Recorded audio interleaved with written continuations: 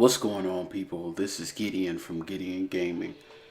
Today, I'm just here to talk to y'all about game reviews and why you should not take, not give them much credit.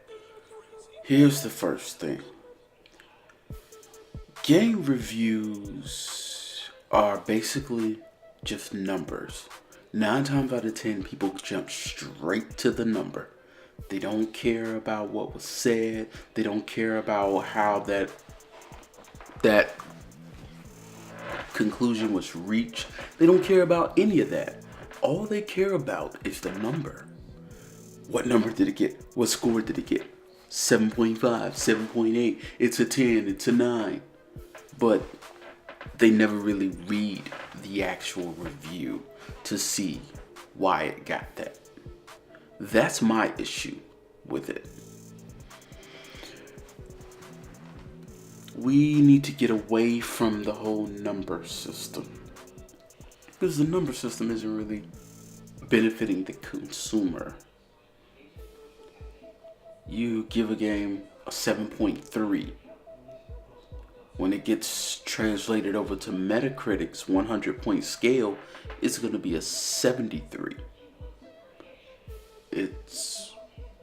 But that doesn't tell the whole story. And then what if some place rates on a 1 through 5 scale?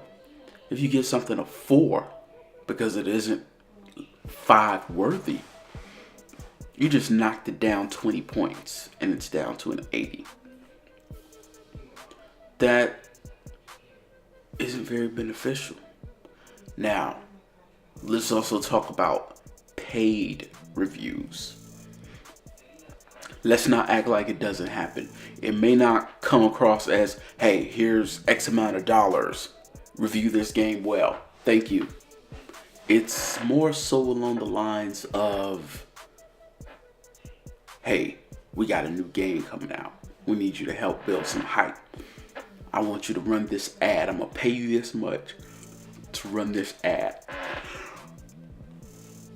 We're going to build up a lot of hype for this game. So here's this money.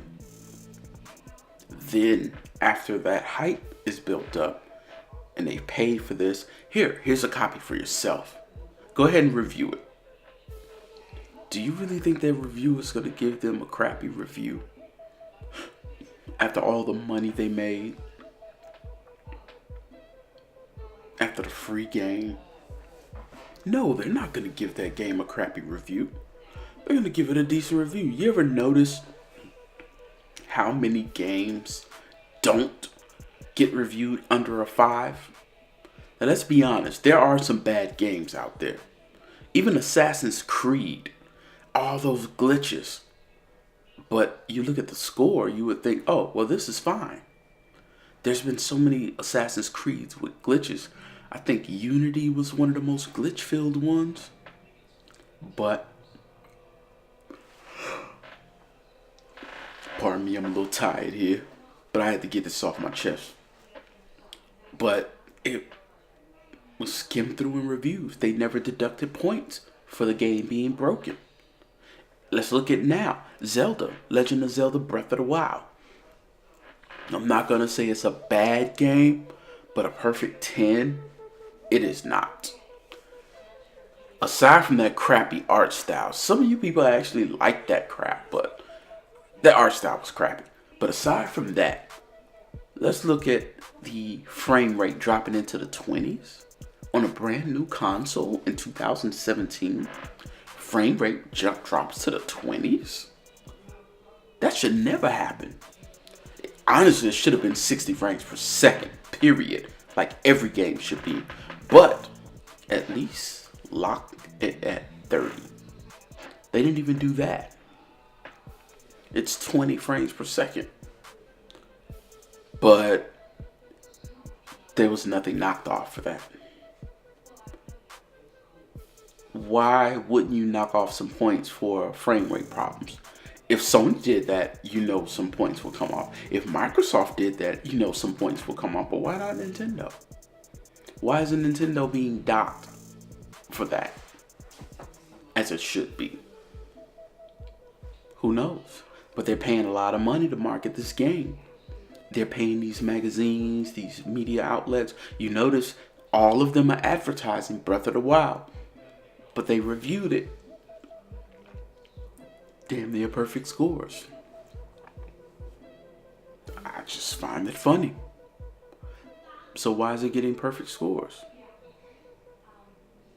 That's my question about this. That's what leads me to believe that these game reviews are just paid for. It's like payola on the video game level. I know y'all sitting here watching my gameplay.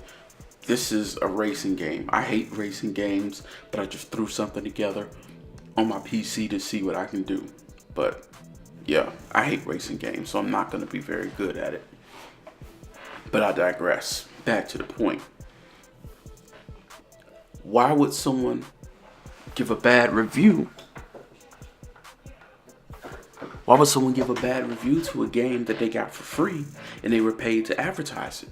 It's a conflict of interest. Only reviews I would take serious are people who don't advertise. Like a YouTuber that doesn't do ads or anything like that, I could take them more serious than anything else. But we need to change the scale to something like Landfill, this game, like on some ET type stuff. Landfill, play it at a friend's house, rent it for a weekend, buy it. You're gonna love it. Use different scales, different things. Just make a recommendation. Because people aren't even reading the reviews. They just jump into the last page to see the number. And that's pathetic. And a lot of times, I don't know if I'm the only one that's noticed this, but sometimes if you look at a score of a review after you read it, and you're like, wait a minute, how did this get a 10? But it said this was wrong, and they didn't like this, and this wasn't good, and this was bad. Why would you still give it a 10? It's just questions on my mind. It's not right, It's what they do. It's that hype machine that they build. They spend all this money promoting, and when they finish promoting, they leave the consumer with this. And sometimes game-breaking bugs will still be there day one, but they've already completed a review and never mentioned these bugs. That's why you should not trust reviewers. IGN, GameSpot, any of these companies, don't trust their reviews. How can I trust you when you're taking money from these companies? And who's going to keep paying money to a company to review their games if they give them bad reviews? That's all I got to say about that one.